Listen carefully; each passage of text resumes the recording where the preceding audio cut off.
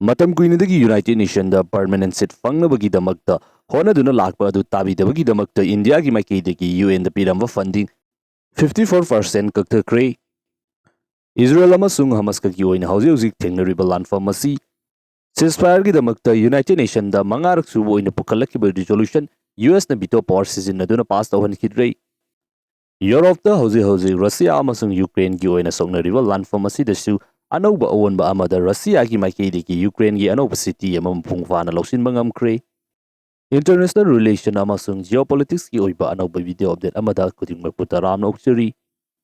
Hauzik lamdam asida thokliba irang sina maram oiduna video su sang naiba ngamdre aduga marak thagatchaba adusu lairiba issue asida oina nainaringaida aikogi main oiba topic international relation amasung geopolitics sidadi kaya thagatkidre adubu amukasu hanna puduna laksari. Ahanbada hauzik West Asia da soknariba Israel amasung Hamas kagi lanfam maru oina Gaza hairiba mafam asida kanna thengnariba lanfam asibu ceasefire poraknamagidamagta Algeria hairiba country sigi maikaidagi UN resolution ama pukhalakibani. Hairiba resolution asi United Nations Security Council da pukhalakibani, United Nations General Assembly da pukhalakibanatte khwaidagi maru oiba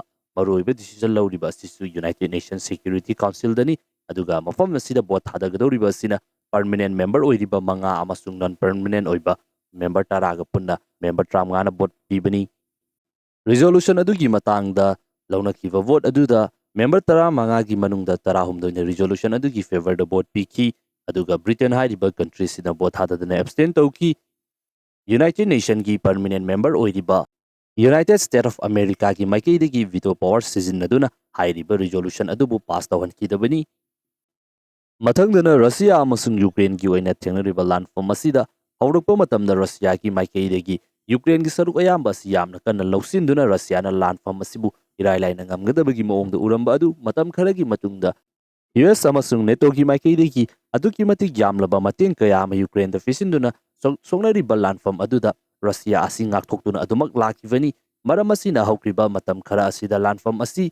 adumak ko thoknaduna attack chathanaba taragasu lam lausinaba ngamdaba maong amada yamna kuina lakrabani adubu handak ikhang khangawdana amuk Russia gi maikaidagi Eastern thangba Ukraine gi sarukta leiba Abdipka hairiba yamna maru oiba city asi Russia nam pungfana lausinduna control tawduna leikre. Russia amasung Ukraine gi lanfam asida US gi maikaidagi aduki matik yamlaba shenfam amasung kusu khulai kaya ama Ukraine na mateng tawduna adumak lakpani. Adubu Asia dasu amuk Israel amasung Palestine maru oina Hamas kagi oiba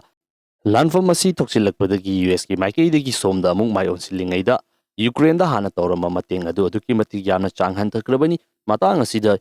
Ukraine ki President Zelensky ki maikaidagi su pendaba kayarag hana fongdokpasu leikre. Aduga hauzik asi US da leiriba makoigi citizen sing asigi marakta makoidagi khongwatkiba tax oina khongwatkiba paisa sing adu makoigi kanabagi damakta hotnabagi mohutta atopa mafam kaya amada landa oina sijinnaba asibu yaningda fongdokpagi oiba yamna chawba web amasu lakribani. Hauzik asi US da election su kuidrabani masigi matung inasu ahongba kaya amasu lakadauri. Matangda India gi maikaidagi United Nations da permanent seat fangnabagi damakta makal maka kaya ki oiba thawong sing honaduna lakli. India gi maikaidagi hanjina United Nations da permanent seat asi fangnabagi damakta honaba tarapasu ngasi fawbada fangba ngamlaktaba asida yamna ngakpa thawong amakakta India gi maikaidagi United Nations da tharamba funding adudagi 54% kakthakre.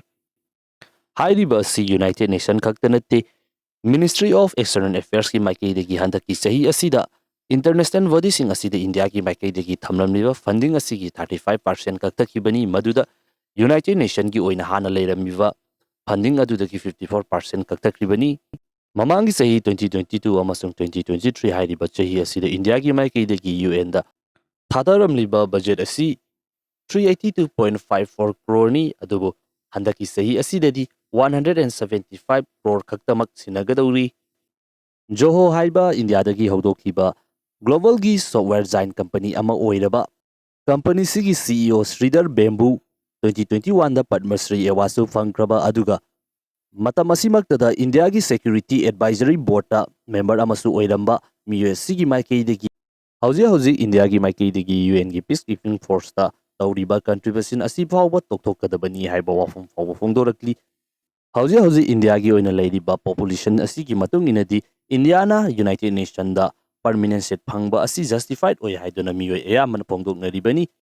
Haukiba matam khara sida global gi oina yamna chawruba issue kaya ama thokre masi hauji fawba losinba ngamdaba mawong amada leiri masigi maru oiba maram asi hauji aikoina hingliba malem asibu yengsinnabagi damaktani haina leiriba United Nation hairiba body asida super power oiba country khara khakna power asi loinamak paisinduna leibana chap chaba decision adu lawba ngamdabana su amaram ama oiribani masigi matangda country kaya amana hauji UN gi leiriba fibam asida aduki matik yamna criticize tawgre India ki maikei de kisu hauji leiriba fibam asida United Nations si adumak leiba taragadi matam kharagi matungda United Nation asi makhatana mahaki belu asi leiraroi haiba wafam su adumak thamkrabani matam asimaktadani India ki maikei de gi hauji su United Nations da permanent member ama oinabagi damakta kanna honariba sisu hauji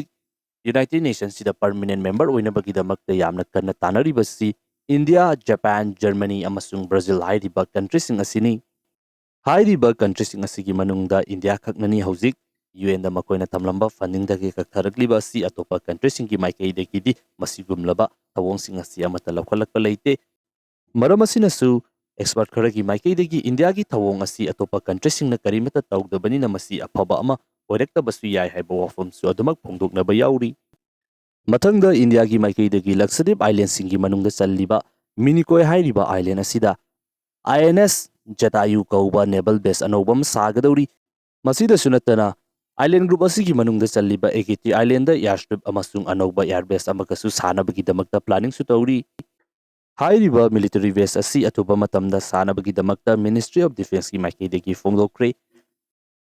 sarakpagi maru oiba maram asi anda ikui kuidringda India amasung Maldives ki oina nauna leirakliba mari Hanadi Maldives ki mafam kaya amada India gi line missing asi operate tawba yarambani hawjikti nauna oirakliba fibam asina yaraktrabanina atopa alternative ama thirakpada masida tarakpagi maram amasu oiri nakal amaromda Pakistan amasung China hairiba country si punduna ikui kuidringaida thakaragi mamangda India ga yamna naknava mafam singda makoi yoiba military exercise sing tawsilakiba su leikre India ki maikei gi military base sagadoriba Lakshadweep ki Minikoi amasung Igeti hairiba island ani asi China yauna eastern thangba Asia gi leiriba country sing asina chathok chasin tawba trade ki oina su yamna maru oiba lambi ama oiriba mafam amani maram asina lakadoriba matam asida karigumba war guma thokpa taragadi mafam asi sok point ama su oiba yaribani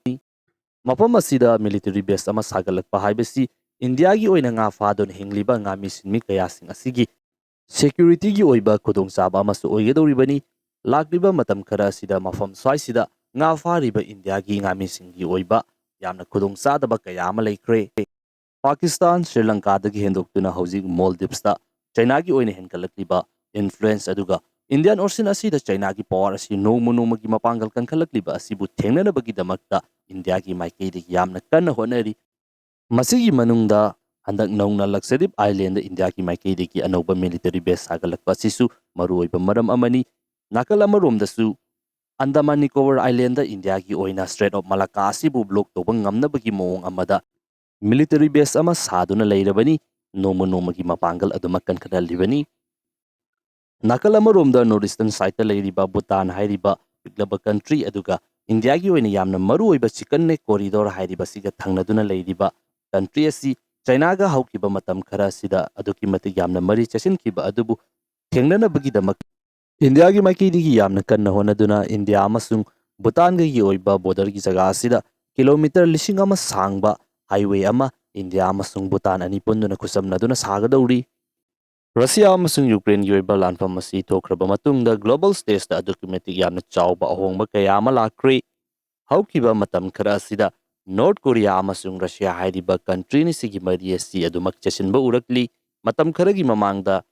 North Korea ki Supreme Leader Kim Jong-un mahaki bulletproof train tongduna Russia da chatuna Russian President Vladimir Putin unakraba matung sida amuk nahunana Russian President Vladimir Putin gi maiti gi Russia da saba Russian made car ama